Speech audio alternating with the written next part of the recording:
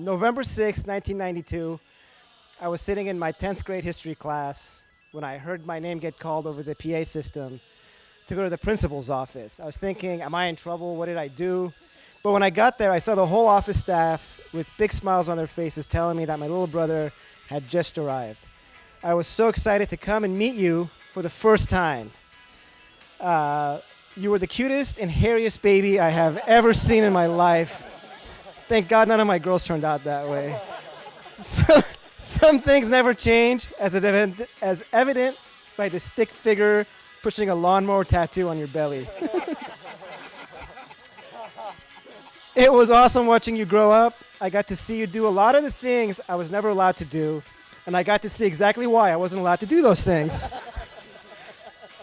Unlike me, you were never a pushover, and you always fought to get your way. This was a trait I really admired about you, as long as I wasn't on the receiving end of it. When I met Ginos, you were the first person I introduced her to. I knew if you approved, she was a keeper. And Ginos was like, why? Would you mean nobody said no? You would have dumped me? You were always a great judge of character, which is why you're marrying Hanna. I asked my girls to describe Hanna, and these are the words they came up with. Sweet, fun, kind, and caring. Ginos and I couldn't imagine a better sister-in-law. You have picked a perfect spouse for you, and we're very excited to welcome Hanna into our family by God's grace. I love the adventurous and free spirit that you both have, inshallah. Ginos is really looking forward to the cute babies you two will make together by God's grace. So, Omid, I guess I need to give you some big brotherly advice. I've been married for 400 years now, it seems like. Although sometimes I feel like I should be the last person to give marriage advice, but talking to every married man here, they all feel exactly the way that way sometimes. So here it goes. Okay, number one, always keep God close to your heart. Little arguments and tiffs are a great way for Satan to distract you and take your mind off of God. As long as that happens, nothing will get resolved. But if you always remember that God is ultimately in charge and he controls both of your hearts and minds, his promise is that everything will get resolved, and hopefully you will learn a valuable lesson from it. Number two, you heard this last year from Ashkan. You may be able to win a battle, but ultimately you will lose the war. With every argument, just take the defeated side, and even if there is a 1 in a million chance, I'm turning it to a billion chance, you may be right, and just apologize. Trust me, no married man in here has ever been right or gotten out of an argument without apologizing. This is the truest thing you're going to hear tonight, I promise you. With every discourse, assign a number to it in your head, and I'm serious about this one. A lot of times I'm arguing with Ginos and just ruining something for her that's kind of special, and it may be a 10 for her and maybe a 3 for me. So in your head, ask, like, how important is this to Hanna? Or ask her, how important is this to you on a scale of 1 to 10? It may not be that important for you, and yet you're still pushing for it, and maybe just a 3. So maybe it's not worth even talking about and let it go. Number 4, you can't compliment the woman you love enough. But I told you I love you last week, or I said you were beautiful yesterday isn't going to cut it. It needs to be constant and reassuring. Number 5, it's the small things that matter. Being incessantly romantic, thoughtful, and kind will serve you better in your marriage than the big gestures, although you're going to need the big gestures as well. And number 6, I just came up with today. They always say, happy wife, happy life. But honestly, there's something to be said for slightly annoyed wife, amusing life as well. So take that with a grain of salt. And Hanna, I have one piece of advice for you. Be patient with Omid. I have seen him try to clean up a mess, both figuratively and literally, and it is the most frustrating thing to watch ever. He's going to need all the help he can get. May God bless you both with your marriage, and we couldn't be any more happier for the two of you.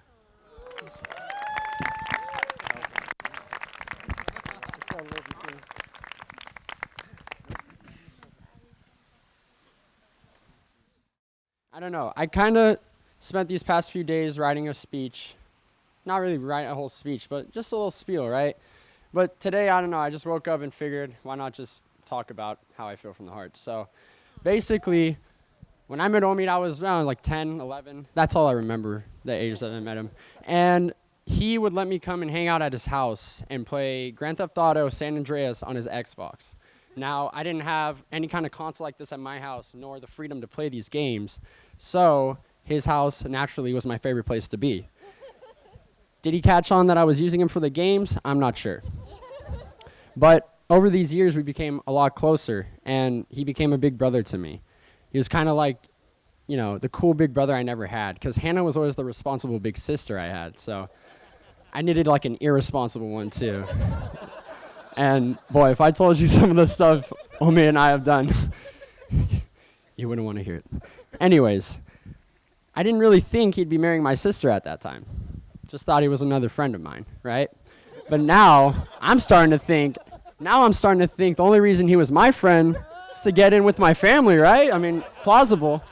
Either way, it's a fair trade. I mean, whether we use each other or not, he's my brother-in-law now, and we have a very deep bond by God's leave. Now, I've seen Omid act like a big tox throughout the last few years, right? And the last few years, I've also seen him grow a lot. And now he's kind of what I'd describe as a responsible tox. And if you don't know what tox means, it's kind of just like rascal, you know?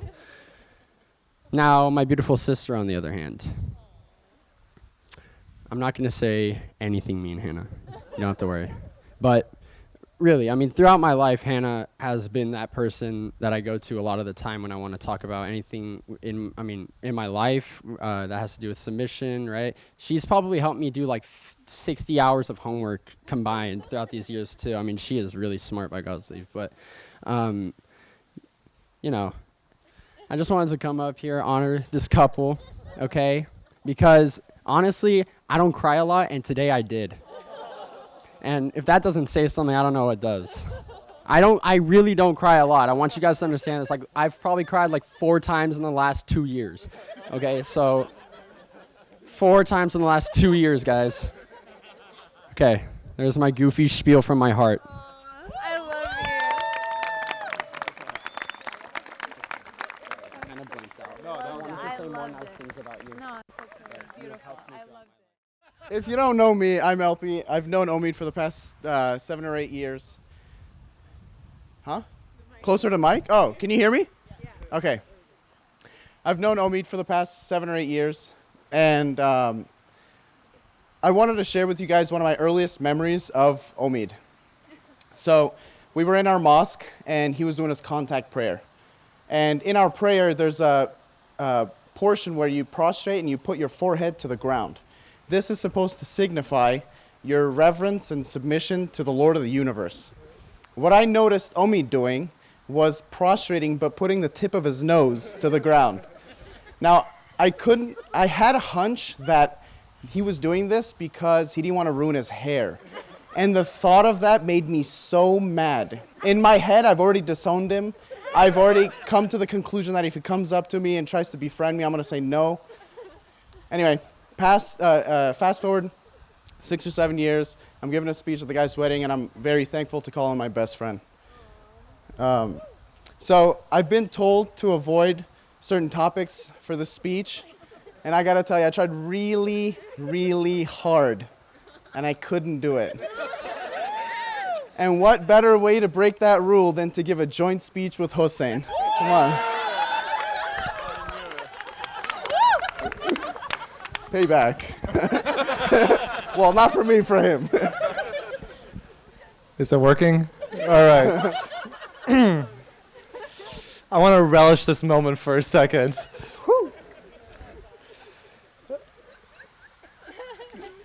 There comes a time in everyone's life where they meet their one true love, their soulmates, the person to know them and love them for the rest of their life.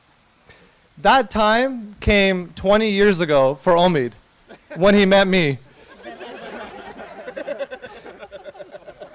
Now, for a wedding, it's customary that the groomsmen will do a song or a dance, or they'll say some nice things about Omid. Well, I don't sing, and I don't lie.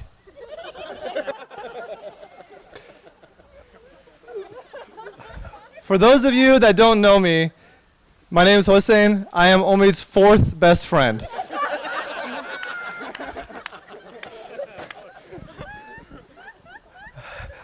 Omid and I did not start off as best friends. To be honest, I found him particularly annoying when we were younger. I would steal his Pokemon cards because he had all of them, and I would bully him.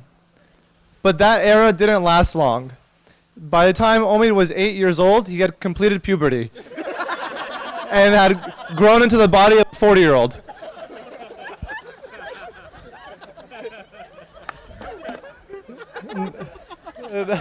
Now, as LP had alluded earlier, we were given strict instructions about what topics are blacklisted. So the following we can't talk about: captain of the ship,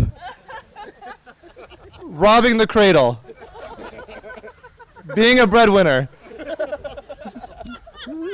Now, since about 80% of our material is now gone, all that's left is for LP and I to say a few nice things about the group. Now, LP, we've known Omid for a while, and he has a lot of great qualities, doesn't he?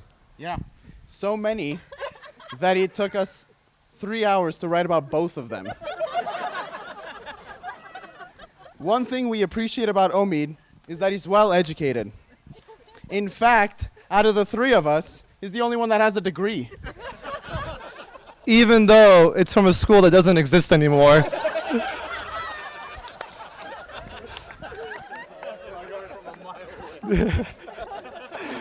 Now, Omid has spent his entire life striving to be different. And he has the courage to constantly go against the grain. It takes a certain level of confidence to present yourself on your wedding day in the same suit that Kevin Hart wore during his comedy special.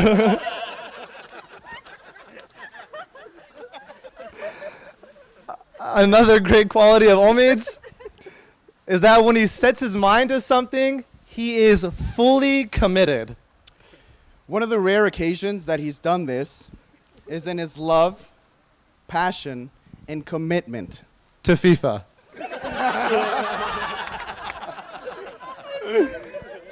If Omid committed to exercise as much as he played FIFA, he'd look like a supermodel.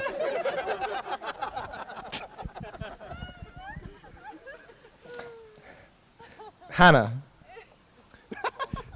you are the diamond of the night.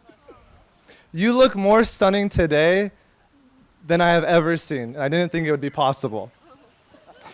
Your presence brings Omid up to a solid 5.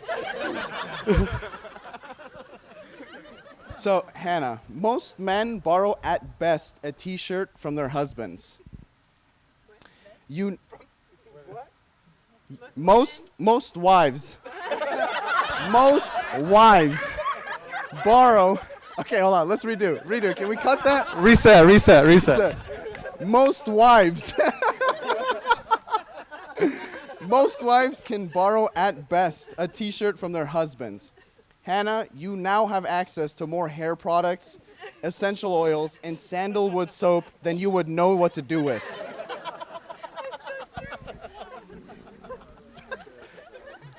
Hanna, you have always been a beacon of maturity. Everyone has always guessed that you were 10 years older than you actually were. And this is a great compliment to Omid because he behaves like he's 10 years younger. Okay, you guys, you know that I love you. You guys are a blast to be around. Our travels have been some of the most fun experiences for me. I would like to think that in times that when you have called upon me for help, I have always been there for you because you have always been there for me. You're going to start getting a lot of advice from people. Here's mine. Omid, we have been through thick and thin together. It's a shame that you are still thick and I am no longer thin.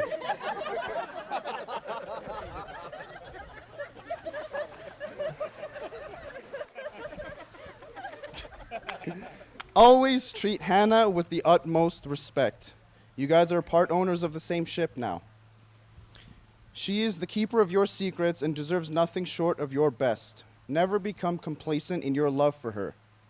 Hanna, I recommend you buy the highest decibel earplugs because this guy snores like a walrus. Share the moments of joy, even in the hard times, when make laughter the soundtrack of your marriage. Never stop going the extra mile for him. It's okay. May you continue to grow closer to God through his new blessing of marriage, and may your friendship continue to grow throughout the years to come. Tonight, we celebrate you. We all wish you a lifetime of happiness, love, success, and laughter.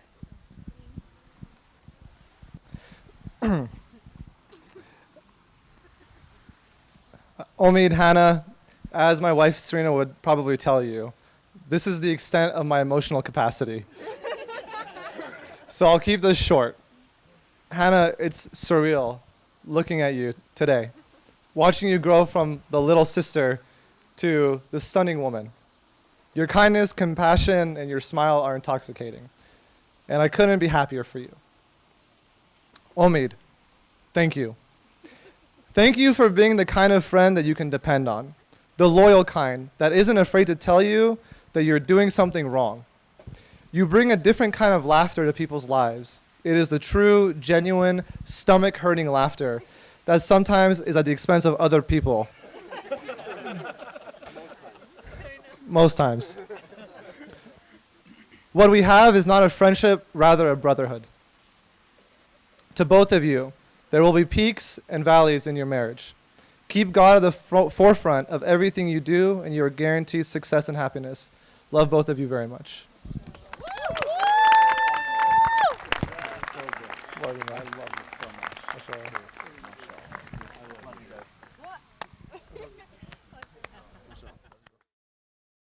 My name is Nusha, and I'm the maid of honor, or in the words of Hannah's mom, the most honorable maid.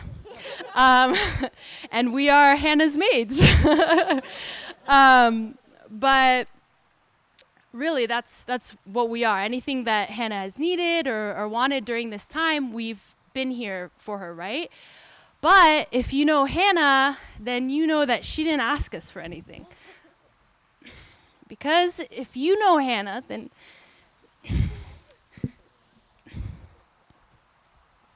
sorry. I'm going to need a couple minutes for my speech. Then if you know Hanna, then you know she's the one who actually takes care of you. She takes care of everyone, thank God. So for the past almost 9 years, Hanna has been taking care of me since she was about 13. She is wise beyond her years, as you guys pointed out.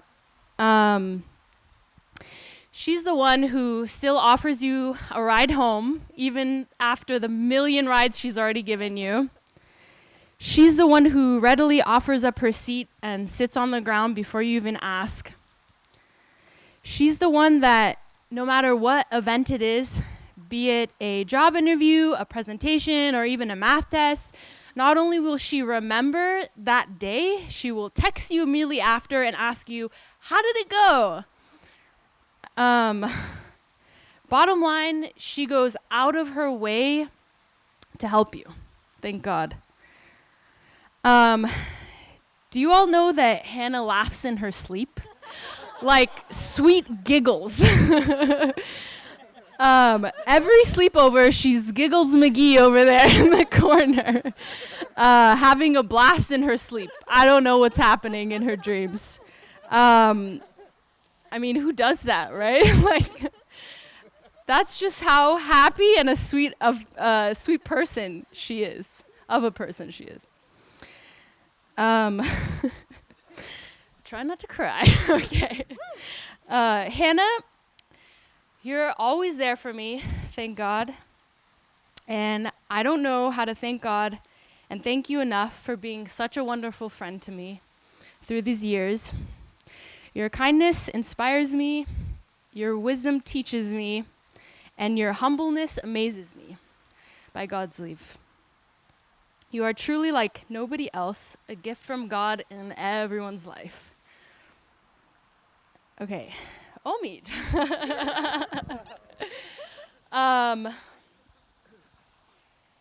Omid, similar to Hanna, is friends with everybody. I mean, people in communities across the world, somehow he's friends with them and they know him. And you have the ability to connect with anyone, really. And I think it's because how genuine you are. With Omid, what you see is what you get. And he's very easy to get along with, mashallah, thank God. For example, I remember one time we were driving back from LA and we hadn't slept a wink. We hadn't slept at all. And Omid was in the back trying to take a nap. And Natasha was our driver trying to stay awake. We're on the freeway, roll down all the windows, blasting Diplo, the most uncomfortable place to have a nap in. And I just look back there like, well, is Omid okay? What's going on, you know? And he's not saying a word. He's still just trying to take a nap. Like, that's, you know, how easy to get along with he is, thank God. I'll never forget that, really. You guys might have different stories, but.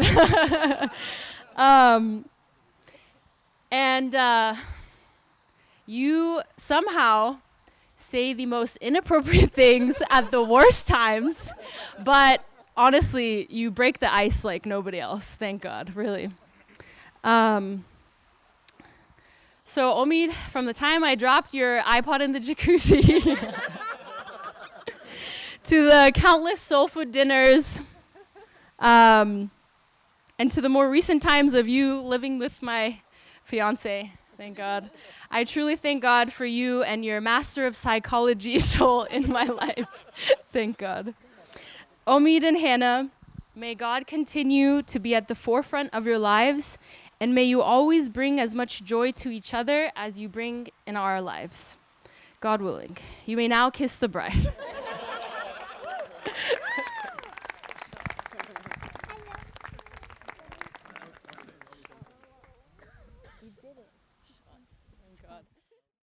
Some of you know this, but I actually grew up with Hanna and Omid, like literally grew up with them. Omid was this hyper, energetic, loud kid who always annoyed me, and I would sometimes bully him too. But he was so bullyable. Let me explain why. It was wrong, I know. Let me explain why. This guy was just so energetic and active. This one time, he managed to kick his shoes on both of them on the top of the masthead roof. And the same night, he actually locked his car keys inside the car with music blasting. And this happened all in the same night. This was the kind of kid he was. He later became one of my best friends. We used to make punk rock music videos, and when our parents were out of town, we would actually take old apples and old bread and play baseball with them and hit them into my backyard. And sometimes in my neighbor's yard too. It was fertilizer. We were Urban Outfitter shopping buddies, and he basically lived at my parents' house every weekend. He's the type of guy who always wants to make you laugh, from pretending to hit his head on the door he walks through. You guys have to see this. To hitting the car roof when the car is in reverse. He is ready. Omid is a musical genius who self-taught himself how to play instruments like the piano and guitar, and could teach himself how to play any song he heard in a day. Mashallah. And Hanna was practically my little sister growing up, and is one of my best friends. This girl was the cutest baby. She looked just like Shirley Temple with blonde and curly hair and big cheeks. And she would do the funniest things that I've never seen any child do. She would eat raw onions like they were apples. And she would call drawings Dan Dan Dun, if you remember that. I used to put her to sleep with her bottle and blanket in the Masjid's kids' room. I would practice reading with her and make educational songs about bases and acids reacting together. I don't know. There was probably a few times I almost killed her too. Thank God she was under God's protection. There was this one time when I was trying to teach her how to swim in the shallow end of the pool, and I told her what to do. And then I let her go, and she sank. I immediately brought her back up, and she was totally freaked out. But by the end of the day, she was swimming, so it worked. Another time, I'd say she was 4 or 5, I put her on my scooter, and we went to the top of my parents' hill, and we decided to go down. I don't know what we were thinking, what I was thinking, because I was clearly the older one. And we just kept going down. And as the speed built up, we actually crashed. But she was okay. I took the impact, but she was just rattled up. And then, okay, now I have to embarrass you.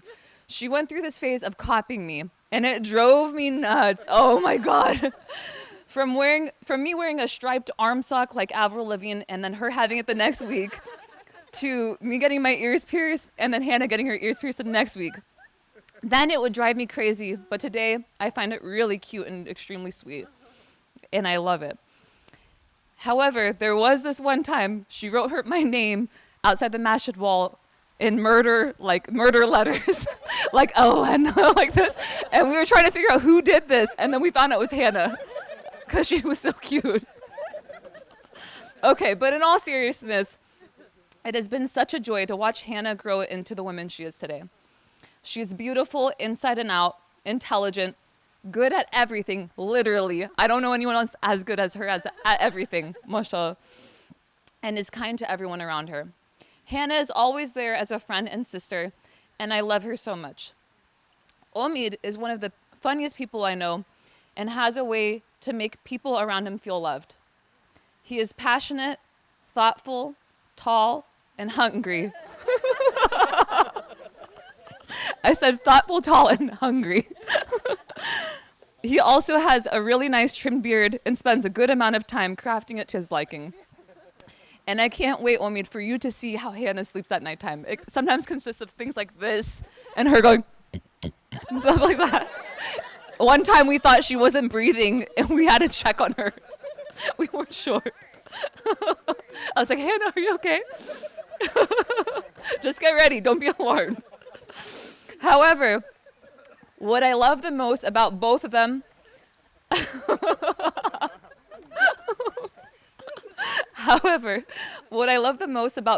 aren't the things just mentioned, but their strong faith and devotion to God.